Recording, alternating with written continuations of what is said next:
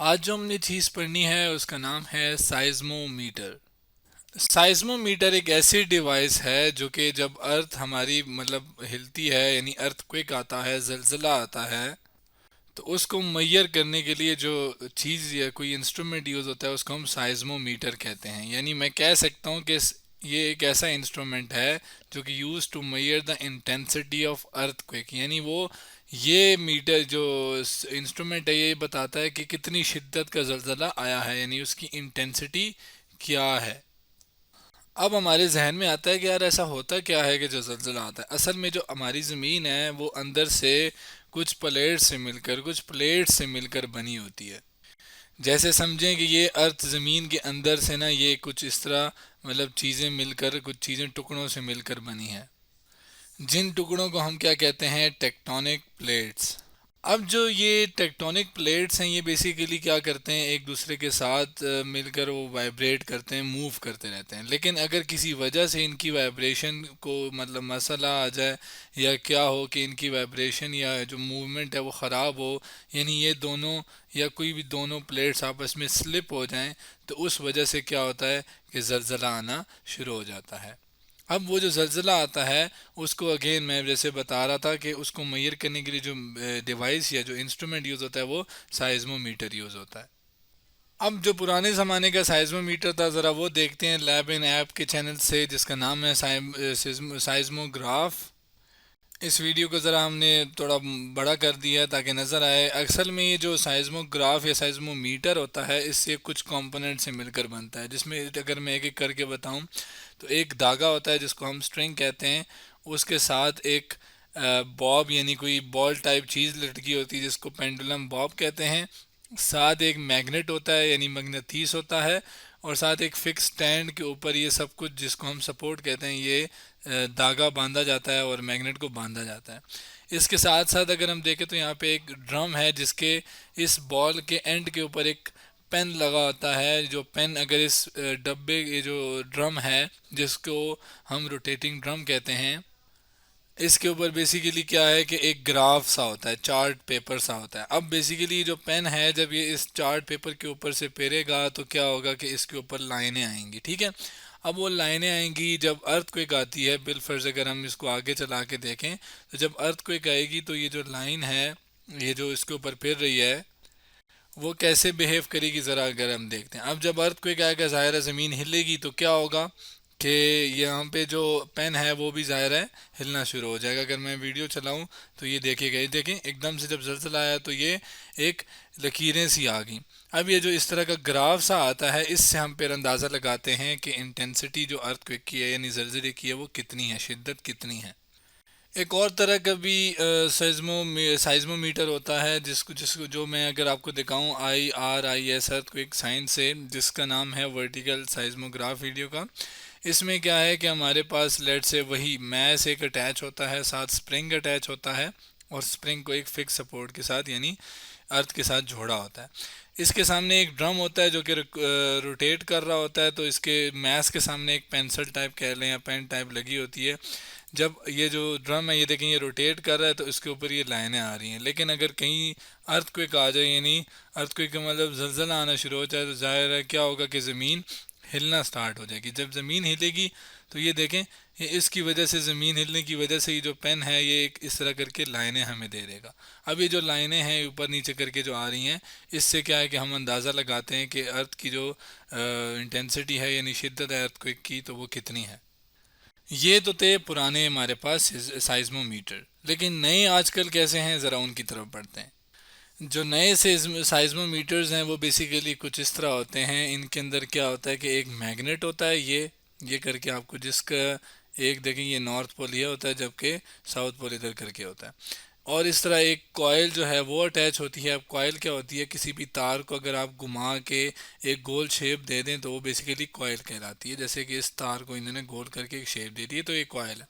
अब coil basically तार होती है ना, इस तार को आगे फिर जाहिर है कंप्यूटर के साथ कनेक्ट किया जाता है जिसके ऊपर हमारे पास ग्राफ आता है। अब इस मैग्नेट का और इस कॉइल का क्या रोल होता है बेसिकली, ये जो साइज्मोमीटर नया वाला है ये जिस चीज़ के ऊपर काम करता है, यानी जिस आप कह रहे हैं लॉ के ऊपर काम करता है, वो कहलाता है Faraday's law of electromagnetic induction. अब Faraday law of electromagnetic induction क्या कहता है, इस चीज़ को समझने के लिए हम fed.radar.edu की वेबसाइट से एक एनिमेशन देखते हैं जिसमें एक कॉइल है जिसको हमने एक बल्ब के साथ कनेक्ट किया है। साथ अगर हम एक मैग्नेट ले लें और मैग्नेट को इस कॉइल के करीब लेकर आएंगे तो ये बल्ब रोशन हो जाएगा। हालांकि अगर आप देखें तो कॉइल के पास कोई बैटरी या कोई ऐसी चीज़ नहीं लगी हुई जो करंट पैदा करे।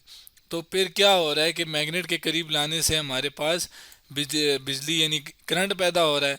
इसका मतलब ऐसा क्यों हो रहा है, असल में फैराडे लॉ ने ये कहा था कि जब भी किसी मैग्नेट को किसी कॉइल के करीब लेकर आओ, यानी ऐसा क्या होता है बेसिकली, अगर आप देखें तो ये मैग्नेट है, ठीक है, जिसके लिखनी भी हमारे पास मैग्नेटिक फील्ड लाइंस हैं। ये वो लाइंस है जो कि बताता है कि मैग्नेट किस डायरेक्शन में फोर्स लगाएगा किसी दूसरे मैग्नेट या किसी मतलब मैग्नेट की टाइप चीज़ के ऊपर।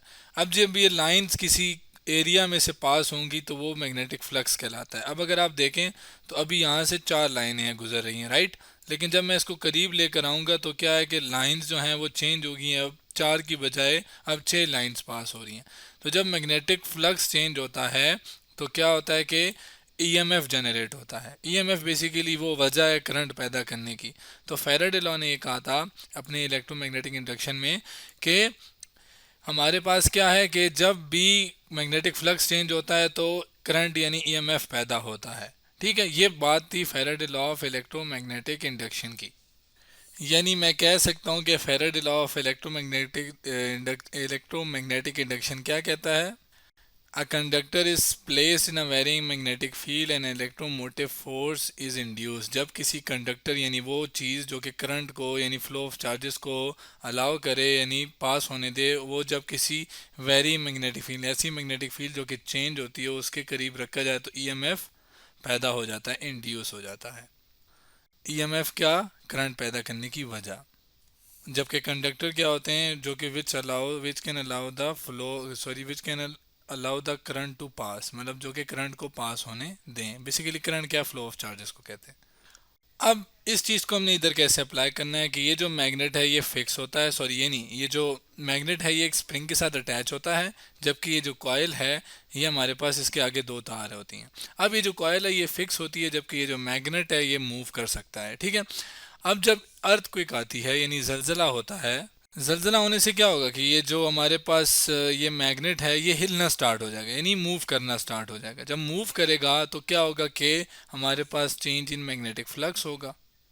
जैसे कि हमने एनिमेशन में भी देखा था कि जब मैग्नेट को हमने मूव कराया था तो चेंज इन फ्लक्स आया था। अब जब चेंज इन फ्लक्स इस कॉइल के अंदर से पास होगा यानी मैग्नेटिक फील्ड लाइंस यानी मैग्नेटिक फ्लक्स जब इस कॉइल से चेंज होगा तो ईएमएफ पैदा हो जाएगी इस कॉइल के अंदर, जिसकी वजह से करंट आएगा और फिर उस करंट से हम बेसिकली वो करंट जो है आगे कंप्यूटर को, जैसे मैंने बताया कि कंप्यूटर को मिलेगा और कंप्यूटर के ऊपर हमारे पास ग्राफ बना हुआ आ जाएगा। फिर उस ग्राफ से हम देखेंगे कि अर्थक्वेक की शिद्दत या इंटेंसिटी कितनी है। अब वो जो ग्राफ है वो कुछ इस तरह का होगा जिसमें अगर हम देखें तो एक लाइन जो कि चले नेट से, ये जो बीच में एक लाइन होती है ना ये हॉरिजॉन्टल वाली, ये बेसिकली ये क्या है कि टाइम के लिए होती है, ये मतलब वक्त को बताती है कि वक्त गुजर रहा है, ठीक है। जबकि अगर मैं हॉरिजॉन्टल लाइन की बात करूं यानी मैं अगर इस तरह इस एक्सिस की बात करूं, क्योंकि ग्राफ के अंदर 2 एक्सिस होते हैं ना, एक टाइम, एक हॉरिजॉन्टल और एक वर्टिकल। तो इस केस में वर्टिकल जो है सॉरी हॉरिजॉन्टल टाइम है जबकि वर्टिकल क्या है, इंटेंसिटी है किस चीज़ की, अर्थक्वेक की। यानी वर्टिकल एक्सिस पे हमारे पास इंटेंसिटी ऑफ अर्थक्वेक होगी। अब अगर मैं इसी ग्राफ को देखूं तो यहाँ पे टाइम पास होते होते जो ही टाइम पास हो रहा था, अगर मैं इन ब्लैक लाइंस को देखूं जो कि यहाँ पे थोड़ी ऊपर हो रही थी, राइट, लेकिन अगर मैं यहाँ पे आगे देखूं तो यहाँ पे जब जलजला आया तो ये एकदम से जो वाइट लाइन है सॉरी ब्लैक लाइन है ये ऊपर की तरफ चलेगी। यानी अगर मैं बात करूँ तो यहाँ पे जो इंटेंसिटी है वो कुछ इतनी है, जबकि अगर मैं यहाँ पर देखूँ तो इतनी है, तो ये इतनी है। लेकिन अगर मैं इसको यहाँ से टाइम के लिहाज से देखूँ तो पहले इतनी थी फिर इतनी फिर बढ़ गई, फिर उसके बाद बढ़ने के बाद अगर आप देखें तो यहाँ पे कम होगी फिर और कम होगी और फिर और कम होते होते और कम होगी। अब लेकिन ये तो हमारे पास सॉरी अर्थक्वेक का था, जिसमें हमारे पास टाइम के साथ साथ ज़लज़ला आता गया और उसकी ये कोई ना कोई इंटेंसिटी, अब कितनी इंटेंसिटी होगी कितनी नहीं होगी इसकी स्केलिंग खुद ब खुद जो साइज्मोग्राफ बनाते हैं वो लोग करते हैं। लेट्स से मैं कहता हूँ 1 2 3, मैं एग्जांपल ले रहा हूँ 4 5, तो ये 1 2 3 4 5 यानी सबसे ज़्यादा अगर मैं देखूँ तो 5 इंटेंसिटी सबसे ज़्यादा है, यानी 5 शिद्दत है। अब वो इंटेंसिटी की क्या वैल्यू है, ये लोग ये जो है ना ये जो बनाते हैं वो लोग इसको स्केलिंग खुद से करते हैं। अब ज़मीन तो सिर्फ अर्थक्वेक की वजह से नहीं हिलती, ज़मीन तो कभी कभी जब बॉम्ब पड़ता है तब भी तो हिलना शुरू हो जाती है। तो बॉम्ब के लिए जो हमारे पास ग्राफ है वो कुछ इस तरह का आता है। इसमें अगर आप देखें तो अगेन ये हॉरिजॉन्टल एक्सिस टाइम के लिए, ये वर्टिकल इंटेंसिटी है किस चीज़ के लिए, ज़मीन के हिलने की वजह से हिलने के लिए।